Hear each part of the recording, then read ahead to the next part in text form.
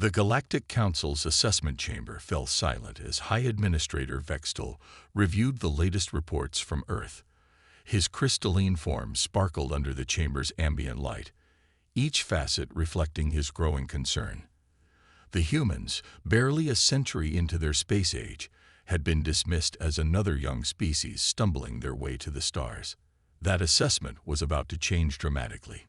"Display the findings," Vextel commanded, his harmonic voice resonating through the chamber. The holographic display materialized, showing images of what appeared to be ancient ruins on Mars.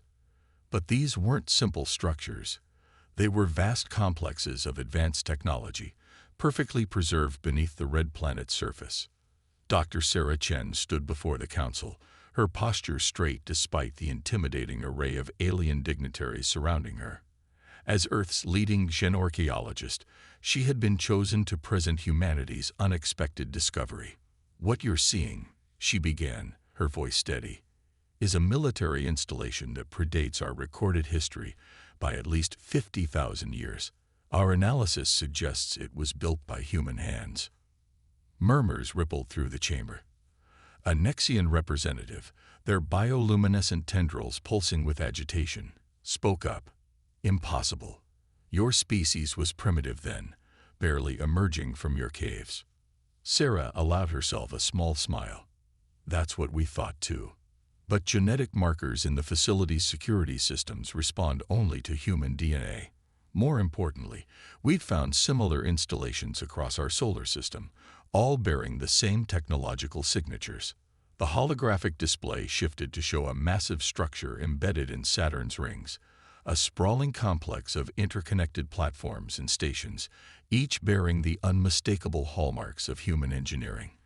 "This facility alone," Sarah continued, "contains energy generation systems more advanced than anything currently used in the galaxy." Vextel's crystalline form dimmed slightly, a sign of deep thought among his species. "If what you say is true, why did your ancestors abandon such technology? Why regress to primitive states?" Sarah activated another hologram, this one showing ancient Earth text discovered within the Martian complex. "We found records suggesting our ancestors faced a choice: continue as an advanced civilization and risk attracting something terrible from deep space, or deliberately regress, hiding our true capabilities until they were needed again." The chamber erupted in discussion, dozens of species debating the implications. Humanity had been considered a curiosity at best, a potential problem at worst. Now they represented something else entirely, a sleeping giant with forgotten power. "There's more," Sarah said, her voice cutting through the chaos. "The facilities are beginning to activate. Something in deep space triggered automated defense protocols we didn't even know existed. Our ancestors left us weapons, ships, and technology beyond our current understanding, all waiting for the right moment." A Xanthan war priest, their metallic scales gleaming, leaned forward. "Are you suggesting that humanity's current technological state is merely a facade? A temporary condition?" "Not exactly," Sarah replied. "We've genuinely lost this knowledge. But our ancestors left us a path to reclaim it. The installations are teaching us, guiding us to understand what we once were. And according to the warning systems, we're going to need every bit of that knowledge very soon." Vextel raised a crystalline appendage, silencing the chamber. "Explain these warnings, Dr. Chen. What exactly did your ancestors fear?" Sarah's expression grew grave. She activated one final hologram, a recording left by their ancestors. The image showed a human woman in advanced armor, her eyes holding the weight of terrible knowledge. The recording's words echoed through the chamber. "To our descendants, if you're seeing this, the harvesters have returned. Everything we built, everything we hid, was to prepare you for this moment. The galaxy won't survive without humanity standing ready. We sacrificed our advancement to hide from their censors, but we left you the tools to fight back. Remember who you truly are, the guardians who stood against the dark." The chamber fell into stunned silence. Humanity hadn't just been another primitive species joining the galactic community. They were an ancient power, awakening from a deliberately chosen slumber. The question now wasn't whether humans deserved a place among the stars, but whether the galaxy was ready for what humanity was about to become. Vextol's form brightened as he came to a decision. Dr. Chen, the Council will need to verify these claims. If confirmed, this changes everything we thought we knew about your species. With respect, High Administrator, Sarah replied, verification will have to wait. The defense systems are activating for a reason. Something is coming. Something that made our ancestors, at the height of their power, choose to hide rather than fight. We need to understand what they knew, and we need to do it quickly. As if in response to her words, alarms began blaring throughout the council chamber. Long-range sensors had detected something massive entering the galaxy's outer rim. The ancient human warning systems had activated just in time. Humanity's long sleep was over, and the galaxy was about to remember why their ancestors had been both respected and feared. Sarah looked at the assembled council members, her voice firm. Those installations aren't just weapons or technology. They're our heritage, and they're about to remind everyone, including ourselves, who we really are. The question isn't whether you'll verify our claims, it's whether you'll stand with us against what's coming. The council chamber erupted in chaos once more, but Sarah remained calm. The path ahead was clear. Humanity would reclaim their forgotten legacy, ready or not. The galaxy's oldest guardians were awakening, and the real story was just beginning. Deep within the Martian installation, Commander James Rodriguez watched in awe as another section of the ancient facility hummed to life. Holographic displays flickered into existence, filling the chamber with a soft blue glow. Behind him, a team of engineers and scientists worked frantically to understand the flood of information pouring from the awakening systems. "Commander, you need to see this," called Dr. Yuki Tanaka, her fingers dancing across a newly activated console. The holographic display shifted, revealing the three-dimensional map of the galaxy. Red markers pulsed at the outer rim, spreading like a virus through the void. The defense network is tracking multiple entities entering our space. They're massive, far larger than anything we've encountered. James studied the display, his military training kicking in as he analyzed the patterns. How long until they reach populated systems? At current velocity, 3 months, Yuki replied, her voice tight with concern. But that's not the worst part. Look at this. She brought up another display, this one showing data from the ancient facility's memory banks. The entities are identical to the ones our ancestors fought. The harvesters, they consume entire solar systems, breaking down all matter and energy for their own use. Nothing survives their passage. The chamber's lighting suddenly shifted to a deep purple, and a new hologram materialized. A message from the past. A man in elaborate military dress appeared, his uniform unlike anything in human history. Activation Protocol Gamma initiated. To those who have awakened our systems, you now face humanity's greatest enemy. The harvesters cannot be reasoned with or deterred. They exist only to consume, and they remember our resistance. We left you everything you need to fight them, but you must act quickly. The hologram gestured, and the room filled with technical schematics, ships, weapons, and defense systems beyond current human understanding. Your genetic markers have been confirmed. You are our descendants, and this is your inheritance. The knowledge transfer will begin immediately. Be warned, the process will be intense. Before James could react, beams of light shot from the ceiling, enveloping every human in the chamber. Information flooded their minds. Generations of technological advancement compressed into moments. James gasped as understanding bloomed in his consciousness. The ships, the weapons, the very nature of space itself. Knowledge their ancestors had possessed and deliberately locked away. "Commander," one of the engineers called out, his voice filled with excitement and fear. "The orbital platforms. They're activating." Above Mars, ancient defense platforms shed their camouflage, revealing sleek structures of impossible technology. Similar activations were happening throughout the solar system. humanity's hidden arsenal awakening from its long slumber. In the council chamber, Sarah Chen felt the knowledge transfer ripple through her mind. She stood straighter, understanding flowing through her consciousness.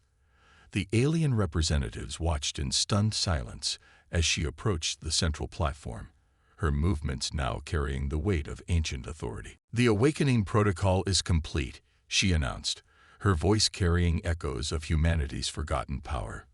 "We know what we are now, what we've always been."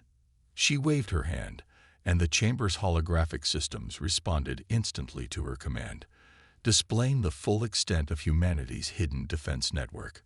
Our ancestors weren't just advanced, they were the guardians of this galaxy.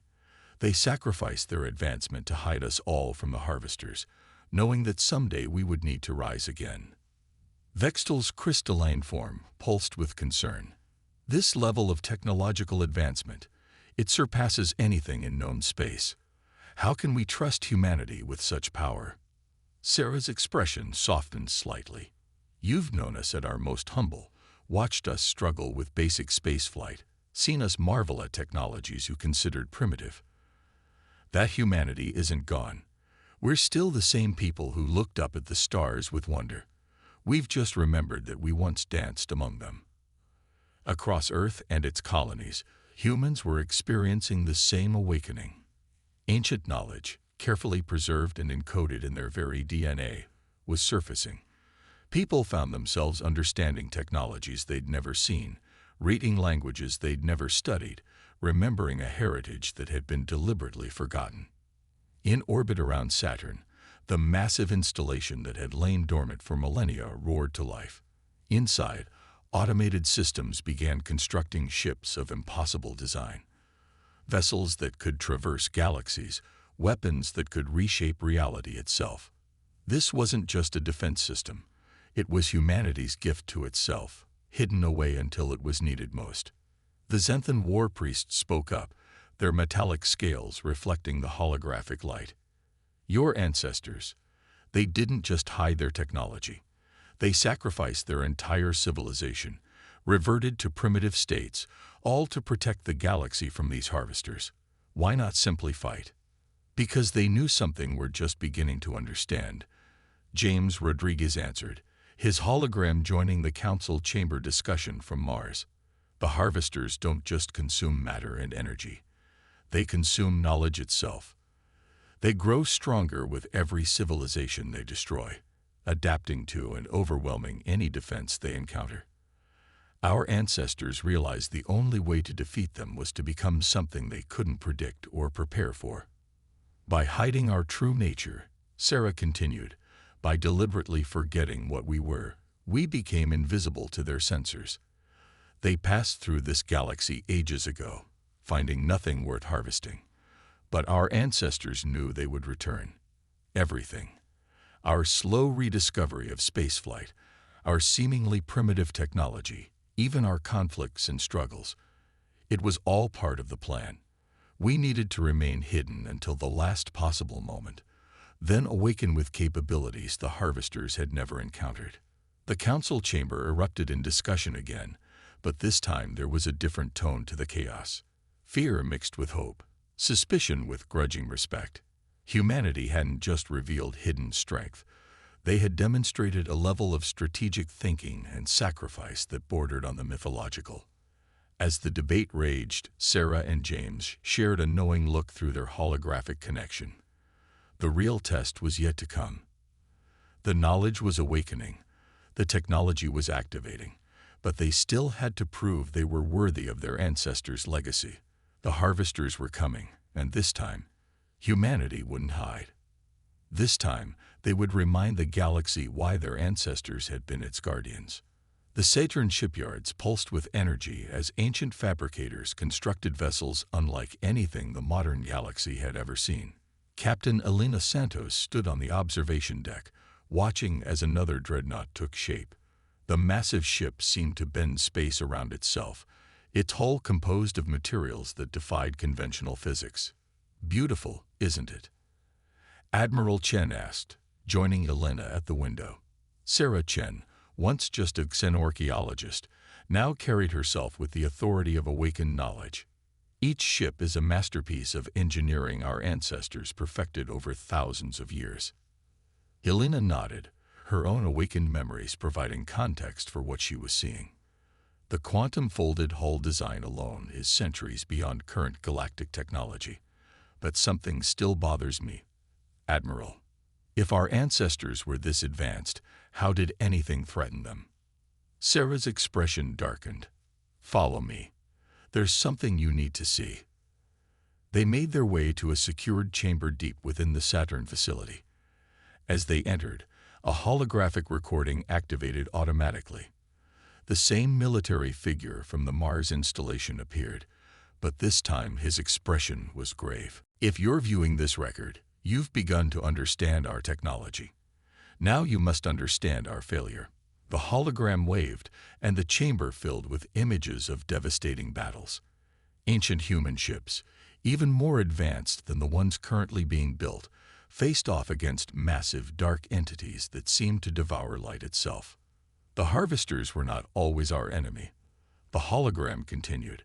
They were our creation, an attempt to solve the galaxy's energy crisis. We designed them to harvest energy from dying stars, to be the solution to endless wars over resources.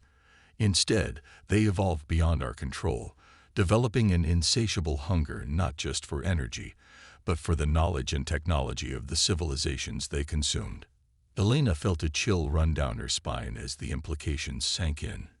We created them. That's why we had to hide. They knew everything about our technology because they were born from it. Sarah nodded grimly. Our ancestors couldn't defeat them because the harvesters could predict and counter every strategy, every weapon.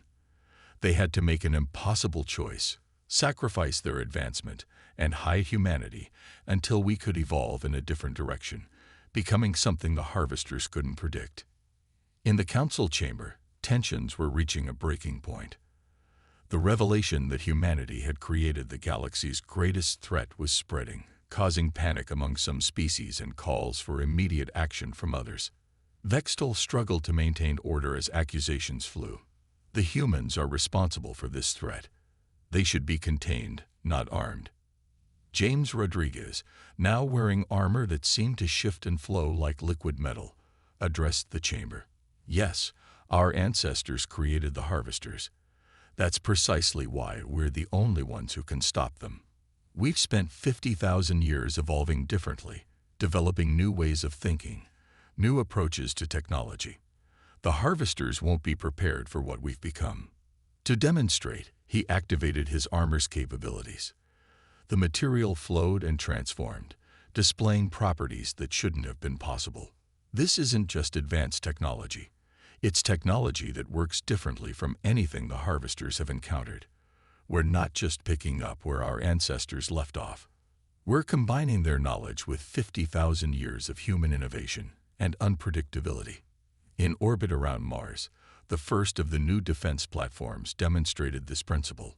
Rather than using conventional shields or weapons, it manipulated the fabric of space itself, creating defensive barriers that existed partially outside normal spacetime.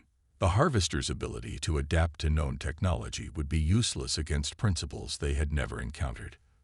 Back in the Saturn facility, Elena and Sarah watched as the shipyards produced vessels that incorporated both ancient wisdom and modern human ingenuity. Each ship was unique, its systems a blend of recovered knowledge and new innovations that even their ancestors hadn't imagined. Our greatest strength, Sarah explained, isn't just the technology we recovered. It's what we became during our time of forgetting. The harvesters expect logical, predictable responses based on their understanding of our past. Instead, they'll face a humanity that spent millennia developing creativity, adaptability, and most importantly, unpredictability. The holographic record continued, showing how humanity had prepared for this moment. Hidden installations across the galaxy, seemingly primitive ruins on countless worlds, all contained pieces of the legacy. But they weren't just warehouses of old technology. They were seeds, planted to help humanity grow in new directions. Look at this, Elena said, pointing to a data stream. These facilities weren't just preserving knowledge.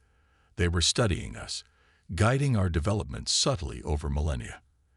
Every major breakthrough in human history, every leap in our understanding, was carefully orchestrated, Sarah finished, not to control us, but to ensure we evolved in ways the harvesters couldn't anticipate. Our art, our music, our seemingly illogical approaches to problems, these weren't bugs in human nature. They were features deliberately cultivated to make us different from our ancestors. In the council chamber, the debate was shifting. The alien representatives began to understand the full scope of humanity's plan. It wasn't just about hiding technology or waiting for the right moment. It was about becoming something new, something that could face an enemy that had once been unbeatable. James activated another hologram, showing the combined fleet taking shape in the solar system. We're not asking for permission to fight the harvesters. We're asking for allies who can help us approach this battle in ways they won't expect. Our ancestors created this threat, yes, but we've spent 50,000 years becoming the solution they knew we'd need to be. As if to emphasize his point, the newest ships began testing their capabilities. They moved in ways that defied conventional physics, their weapons operating on principles that even the awakened humans were still struggling to fully comprehend. This wasn't just recovered technology. It was something entirely new, born from the marriage of ancient knowledge and human evolution. The legacy of the ancients wasn't just in their technology. It was in their foresight, their willingness to play the longest of long games, sacrificing everything to give their descendants a fighting chance. Now, as the harvesters approached, that legacy was about to be put to the ultimate test. The first signs of the harvesters' approach manifested in ways few expected. At the edge of charted space, stars began to flicker oddly, their light distorting as if being drawn into an invisible maw. The combined fleet of humanity and their alien allies held position near the Arcturus system, waiting for an enemy that defied conventional understanding. Captain Elena Santos stood on the bridge of the Prometheus, the first of humanity's new hybrid vessels. The ship hummed with power, its systems a blend of recovered ancient technology and modern human innovation. Through the quantum-linked display, she could see the entire fleet spread out across light years of space, positioned according to battle plans that seemed to follow no logical pattern. "Status report," she commanded, her voice steady despite the tension. "All systems nominal, Captain." Lieutenant Maya Patel responded, her hands dancing across controls that responded as much to thought as touch. "The chaos pattern generators are functioning at full capacity. No two ships are generating the same frequency." This was humanity's new advantage, unpredictability weaponized. Each ship in the fleet operated on slightly different principles, making it impossible for the harvesters to adapt to any single approach. Some vessels bent space, others phased through it, while others seemed to ignore conventional physics altogether. In the fleet's command center, established in a hidden facility near Arcturus, Admiral Chen and Commander Rodriguez coordinated with their alien allies. The Xanthan war priests had contributed their understanding of metallic transmutation, while the crystalline Vextol provided insights into energy manipulation that complemented human innovations. "The outer sensor nets have gone dark," a Nexian operator announced, their bioluminescent tendrils pulsing with anxiety. "Something is consuming them." James Rodriguez studied the tactical display, his enhanced armor adapting to his subtle muscle movements. "They're testing our defenses, learning our conventional responses." He turned to Sarah. "Time to show them something unconventional." Sarah nodded and activated the first phase of humanity's defense plan. Throughout the fleet, ships began executing maneuvers that appeared random but followed patterns based on human concepts the harvesters had never encountered: jazz improvisation, abstract expressionism, even the seemingly chaotic movements of street dancers. "The harvesters expect logic," Sarah explained to their alien allies. "They expect responses based on military doctrine and tactical efficiency. Instead, we'll give them humanity's greatest weapon, our ability to act in ways that make no damn sense." The first harvester emerged from the darkness between stars. It was massive, a construct of void and hunger that dwarfed even the largest ships in the combined fleet. Its surface rippled with absorbed technology. Countless civilizations' worth of knowledge and power turned to a single consuming purpose. But as it launched its first attack, something unexpected happened. The human fleet's formation shifted in ways that defied prediction, ships moving according to patterns based on everything from weather systems to crowd behaviors at rock concerts. The Harvester's energy beams, designed to adapt to and overcome any defense, found themselves striking empty space. "They're trying to analyze our movement patterns," Elena reported from the Prometheus. "But there are no patterns. Every ship is responding based on different human cultural references. The Harvesters can't predict what they don't understand." More Harvesters emerged from the void, their massive forms distorting space around them. They launched attacks that had overwhelmed countless civilizations before, expecting the typical responses: organized retreats, shield walls, coordinated counterattacks. Instead, they faced a fleet that moved like a flash mob, each ship acting individually yet somehow part of a greater whole. In the command center, James watched as the battle unfolded across space. "Launch the Renaissance Protocol," he ordered. Throughout the fleet, ships began implementing warfare concepts inspired by human art and music. The Prometheus led a squadron that moved according to jazz improvisation patterns, their weapons firing in syncopated rhythms that the Harvesters couldn't anticipate. Another group based their maneuvers on abstract expressionism, their seemingly random movements creating deadly patterns that emerged from chaos. The Harvesters, for the first time in their existence, showed signs of confusion. Their attacks, based on countless absorbed battle strategies, found no purchase against defenses that operated on principles of human creativity rather than military logic.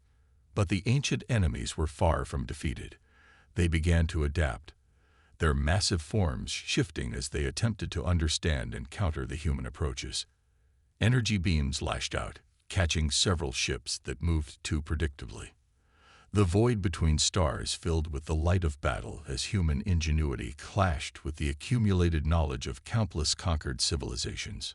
"They're learning," Sarah observed, watching as the Harvesters began to show signs of adapting to some of the simpler patterns. "Time to show them why humanity's greatest strength isn't our technology. It's our ability to change tactics on the fly." She activated the second phase of the battle plan. Across the fleet, ships began implementing strategies based on even more obscure human concepts: the fractals of Jackson Pollock paintings, the rhythmic irregularities of bebop, the controlled chaos of skateboard choreography. Elena felt the Prometheus shift beneath her as the ship's systems integrated these new patterns. "All ships, execute Variation Jazz 7, she commanded. "Let's show them why humans are the galaxy's wild card." The battle expanded across light years of space, a dance of destruction and creation, where humanity's recovered technology merged with their evolved unpredictability. The Harvesters, faced with an enemy that defied their fundamental understanding of tactical response, began to show the first signs of something they had never experienced before: uncertainty. But as the conflict intensified, both sides knew this was only the beginning. The Harvesters had consumed countless civilizations, adapted to countless strategies. They would not be defeated easily, even by humanity's revolutionary approach. The real test was still to come, and the fate of the galaxy hung in the balance. On the bridge of the Prometheus, Elena watched as more Harvesters emerged from the void. The battle was far from over, but for the first time in the history of this ancient conflict, the consuming darkness faced something it couldn't simply absorb and understand. It faced humanity, unpredictable, innovative, and finally awake to their true purpose as guardians of the galaxy. The battle had been raging for days, spreading across multiple star systems as humanity's awakened fleet clashed with the Harvesters. Space itself seemed to warp and twist as ancient human technology merged with modern innovation, creating warfare that defied conventional physics. Aboard the Prometheus, Captain Elena Santos watched as another wave of Harvesters emerged from the void. The enemy had adapted to their initial chaos patterns, learning to predict even the unpredictable. But humanity had one final card to play, something their ancestors had spent 50,000 years preparing. "All ships, initiate Lazarus protocol," the Lina commanded, her voice carrying across the quantum-linked fleet. Throughout the battlefield, human vessels began a transformation that their ancestors had designed but never implemented, a complete restructuring of their technological foundations. In the command center, Sarah Chen and James Rodriguez monitored the change. The harvesters adapt by understanding and absorbing technology, Sarah explained to their alien allies. So we're going to give them something that refuses to be understood. The human fleet began to shift, their ship's systems rewriting themselves based on principles that seemed to change moment by moment. Art became science, science became music, and music became mathematics. The boundaries between disciplines dissolved, creating technology that operated on principles that defied categorization. "What you're seeing," James said, his armor flowing like liquid thought, "is the culmination of our ancestors' plan. They didn't just hide their technology. They planted the seeds for something entirely new. Human creativity didn't just evolve randomly during our sleep. It was guided toward this moment." The harvesters' response was immediate and violent. They launched attacks that had consumed countless civilizations, expecting to absorb and adapt to whatever they encountered. Instead, they faced ships that operated on principles that changed faster than they could be understood. Each attempt to analyze and counter human technology only led to further confusion as the underlying principles shifted like quicksilver. Elena felt the Prometheus change beneath her feet, its systems moving beyond even her awakened understanding. The ship wasn't just responding to commands. It was interpreting them through layers of human cultural and artistic expression, creating responses that were both mathematically precise and artistically unpredictable. "They're trying to establish a pattern," Lieutenant Puddle reported, her hands dancing across controls that shifted function with each touch. "But there is no pattern. We're not just being random. We're actively defying the concept of patterns themselves." In the void between stars, the harvesters began to show signs of genuine distress. These entities, born from human technology but evolved into cosmic consumers, faced something they had never encountered in all their eons of existence: technology that actively resisted understanding, that changed its fundamental nature moment by moment. The Zenthan war priests watched in awe as human ships moved according to principles derived from poetry one moment and quantum mechanics the next. The Vextal's crystalline forms pulsed with amazement as human weapons fired bursts of energy that followed musical compositions, creating destruction that was both devastating and beautiful. But the harvesters weren't easily defeated. They began to coordinate, combining their vast accumulated knowledge in an attempt to overwhelm humanity's shifting defenses. Dark energy beams lashed out, tearing through space itself as they sought to consume the human fleet. "They're desperate," Sarah observed, watching the tactical displays. "They've never faced something they couldn't eventually understand and absorb. We're not just fighting them. We're challenging their fundamental nature." The battle reached its crescendo as the largest harvester, a construct of void that dwarfed solar systems, launched a final, massive attack. Energy capable of consuming entire civilizations poured forth, threatening to overwhelm everything in its path. "All ships," Elena commanded, her voice steady, "execute Renaissance final." The human fleet responded as one, their ships moving in a dance that combined every aspect of human achievement: art, science, music, mathematics, philosophy, and pure creativity, into a single, unified action. The Prometheus led the charge, its systems operating on principles that existed somewhere between thought and reality. The harvesters' attack met a defense that wasn't really a defense. It was an expression of humanity's entire cultural evolution, transformed into technology that existed in a state of constant reinvention.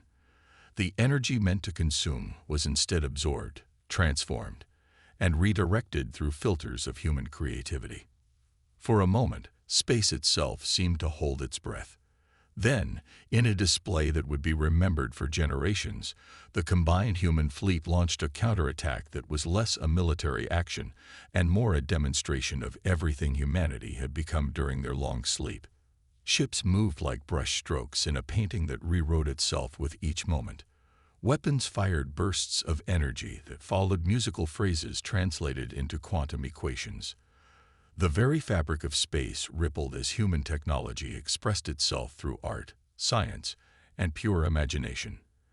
The harvesters, faced with something that fundamentally denied their ability to consume and adapt, began to break apart. Their massive forms, built from eons of absorbed technology, couldn't maintain coherence against an enemy that refused to be understood. One by one, they collapsed in on themselves, their hunger for knowledge and power turned inward by humanity's impossible technology. In the aftermath, as the void cleared and stars shone again, the Galactic Council witnessed something they had never expected: the rebirth of humanity not just as guardians, but as artists of reality itself.